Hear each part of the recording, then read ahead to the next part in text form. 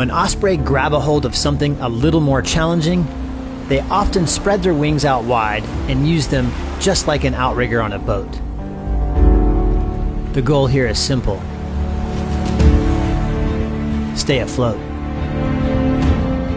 But the onslaught of waves, coupled with a rather large fish trying its best to swim down deep, makes things a little difficult. This bird's choices are extremely limited. It can let go of the fish and start the whole process over, or it can hold on and fight for its life.